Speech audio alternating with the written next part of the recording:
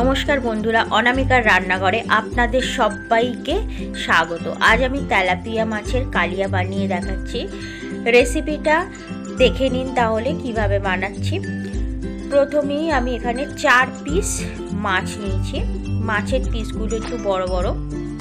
প্রথমেই আমি এখানে দিয়ে দিলাম হলুদ গুঁড়ো আর এখানে লবণ দিয়ে দিচ্ছি। খুব ভালোভাবে আমি হলুদ আর লবণ মাছের পিসগুলোতে আমি খুব ভালোভাবে মাখিয়ে নেব। মানে ম্যারিনেশনটা খুব ভালোভাবে করার দরকার। এই ম্যারিনেশনটা করলে কি হয়, মাছের ভেতরে লবণ আর হলুদটা খুব ভালোভাবে চলে যাবে। তারপর মাছটা যখন আমরা রান্না করার পর খাবো, কিন্তু মাছটা খুব সুস্বাদু খেতে হয়। তাই আমি এটাকে ম্যারিনেশন করার পর অন্তত 10 মিনিট রেখে দেব। 4 পিস মাছ খুব ভালোভাবে আমার কিন্তু ম্যারিনেশন করা হয়ে যাচ্ছে। ফিরে এসেছি 10 মিনিট বাদ। এখানে আমি আগে থেকেই তেলটা গরম করতে দিয়ে দিয়েছিলাম। তেলটা আমার মোটামুটি গরম হয়ে গেছে। তো কড়াইয়ের চারপাশে আমি একটু খুব ভালোভাবে তেলটাকে লাগিয়ে দিচ্ছি। এইবার আমি কি করব, মাছগুলো খুব সাবধানের সাথে সাথে আস্তে আস্তে করে আমি তেলের মধ্যে দিয়ে দেব। গরম তেলেতে মাছ দিচ্ছি, তো একটু সাবধানের সাথেই দিতে হবে।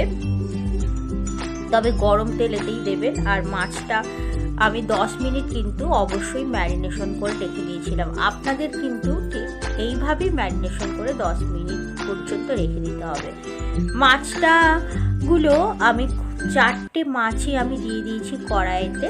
এবার আমি একটু লাল লাল ভাবে ভেজে নেব। যতক্ষণ আমার মাছটা ভাজা হচ্ছে ততক্ষণ আমি কিছু মশলা বেটে নেব। এখানে আমি কাঁচা লঙ্কা, আদা আর টমেটো নিয়েছি। দেখুন, টমেটো একটা গোটা নিয়েছি, কাঁচা লঙ্কা এখানে আমি 3টে নিয়েছি, আর অল্প একটু আদা নিয়েছি। বাস এই মশলা ছাড়া আমি এখানে আর কোনো মশলাই দেব না। আমি খুব হালকাভাবে এই রেসিপিটা বানাচ্ছি, খুব হালকা মশলায়। তো এতে আপনাদের কোনো অসুবিধা হবে না। যারা বেশি রিচ জাতীয় জিনিস খেতে পছন্দ করেন না, তাদের জন্য অবশ্যই কিন্তু এইভাবে বানিয়ে একবার খেয়ে দেখতে পারেন। এতে স্বাদ মাছের কোনো কিছুতেই কম হবে না। তো মাছগুলো আমি খুব ভালোভাবে লাল লাল করে ভেজে নিচ্ছি। মাছের এক পিঠ খুব ভালোভাবে ভাজা হয়ে গেলে আমি অপর পিঠ ঠিক একইভাবে উল্টে পাল্টে ভেজে নেব। মাছগুলো দেখুন আমার খুব সুন্দর লাল লালভাবে কিন্তু ভাজা হয়ে গেছে। তো এইবার আমার মাছগুলো মোটামুটি খুব ভালোভাবে ভাজা হয়ে গেছে। খুব যত্ন সহকারে আস্তে আস্তে করে তেল থেকে ছেঁকে আমি মাছগুলো তুলে নিচ্ছি। দেখুন আমার মাছগুলো কিন্তু খুব খড়মড় করে ভেজে নিচ্ছি। মাছটা আমি কিন্তু একটু লাল লাল করেই ভেজে নিলাম। এবার যে তেলটি আছে এই তেলেতেই আমি এখানে একটা বড় সাইজের কিন্তু পেঁয়াজ কেটে নিয়েছি। পেঁয়াজটা আমি কিন্তু খুব ছোট বা খুব বড়ভাবে কাটিনি। যেমন আমরা নর্মালি পেঁয়াজ কেটে থাকি ঠিক সেইভাবেই আমি পেঁয়াজগুলো কেটে নিয়েছি। পেঁয়াজটা এবার আমি ভালোভাবে ভেজে নেব। একটু লাল লাল কালার আসা পর্যন্ত আমি পেঁয়াজটাকে এভাবেই ভেজে নেব। তো পেঁয়াজটা আমার এখানে ভাজা হচ্ছে। তো আপনাদের যদি এই রেসিপিটা ভালো লেগে থাকে তো প্লিজ লাইক, কমেন্ট, শেয়ার। চ্যানেলটাকে প্লিজ অবশ্যই সাবস্ক্রাইব করে নেবেন। আর ভিডিও স্কিপ করে দেখবেন না, পুরো ভিডিওটাকে দেখার জন্য অনুরোধ করব। মাঝখান থেকে দেখবেন, তাতে কিন্তু আপনারা ভিডিওতে যেভাবে আমি বানাচ্ছি রান্নাটা কিন্তু আপনারা বুঝতে পারবেন না। ফেসবুকে আমার একটি পেজ আছে, সেখানে অবশ্যই ফলো করে নেবেন। তো চলুন ভিডিওটি দেখতে থাকুন। দেখুন পেঁয়াজগুলো কিন্তু এইভাবে একটু আমার কিন্তু কালার এসে গেছে, আর পেঁয়াজটা অবশ্যই নরম হয়ে গেছে, সেটা দেখতেই পাচ্ছেন। পেঁয়াজগুলো অনেকটাই আমার লাল লাল হয়ে গেছে। এর থেকে একটু লাল করে নেব, বাস এর থেকে একটু লাল করে নিলেই কিন্তু আমার মোটামুটিভাবে পেঁয়াজটা ভাজা হয়ে যাবে। প্রথমেই দিয়ে দিলাম একটু ভালো কালার আসার জন্য হলুদ আর এখানে লঙ্কা আগেতেই দিয়ে দিলাম, এর জন্য কিন্তু কালারটা খুব ভালো আসে। যে মশলাটা আমি বেটে নিয়েছিলাম পুরো মশলাটাই আমি দিয়ে দিয়েছি। কাঁচা লঙ্কা দিয়েছিলাম 3টে, টমেটো দিয়েছিলাম 1টা, আর এখানে দিয়ে দিয়েছি একটু অল্প পরিমাণ আদা।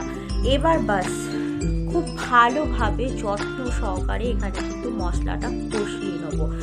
যত ভালোভাবে মশলা আমি কষাবো এখানে ঠিক ততটা পরিমাণে কিন্তু খাওয়াটা বা আমার রেসিপির স্বাদটা খুব ভালো হবে। তারপর খাওয়া, আগে তো রেসিপিটা খুব ভালোভাবে বানানো দরকার, তাই না? তারপর খাওয়ার পরও তো আপনাদের বলি, মশলাটা কিন্তু অবশ্যই একটু খুব ভালোভাবে কষানো দরকার। আমার ওপর থেকে মোটামুটি দেখুন তেল ছেড়ে এসেছে, এর থেকে বুঝতে হবে মশলাটা কিন্তু আমার খুব ভালোভাবে কষানো হচ্ছে। এরপরও কিন্তু আমি খুব ভালোভাবে কষাতে থাকবো। সাইড থেকে অবশ্যই দেখতে পাচ্ছেন আস্তে আস্তে কিন্তু আমার তেল ছাড়া অবশ্যই শুরু হয়ে গেছে। তো মশলাটা আমি আরও কিছুক্ষণ কষিয়ে নিচ্ছি। যত ভালো করে কষাবো আমার কিন্তু মাছের যে রেসিপিটা বানাচ্ছি খুব ভালো খেতে হবে। আর এখানে পরিমাণ মতো দিয়ে দিলাম লবণ। লবণটা আমি পরেও দিতে পারতাম, কিন্তু মশলা কষানোর সময় কিন্তু আমি দিয়ে দিলাম। আপনারা চাইলে পরেও দিতে পারেন, তো আমি এখনই দিয়ে দিলাম। এবার পরিমাণ মতো একটু জল দিয়ে দিলাম। জলটা, গ্রেভিটা আপনারা কতটা পরিমাণ রাখবেন সেই হিসেবে কিন্তু অবশ্যই জলটা দেবেন। আমি গ্রেভি খুব বেশি রাখবো না, তাই অল্প পরিমাণ এখানে জল দিয়ে দিয়েছি। পরিমাণ হিসেবে ধরলে কিন্তু এখানে 1 কাপ, ছোট যে চা খাওয়ার কাপ হয় সেই 1 কাপই এখানে কিন্তু আমি জলটা দিয়েছি। দেখুন আমার কিন্তু ঝাল ফুটে উঠেছে। এবার আস্তে আস্তে আমি মাছগুলো যত্ন সহকারে ছেড়ে দিচ্ছি, কারণ বেশি তাড়াহুড়ো করতে গেলে ঝোল ছিটকে গায়ে আসতে পারে, তাই সাবধানের সাথে আমি এখানে মাছগুলোকে ছেড়ে দিচ্ছি।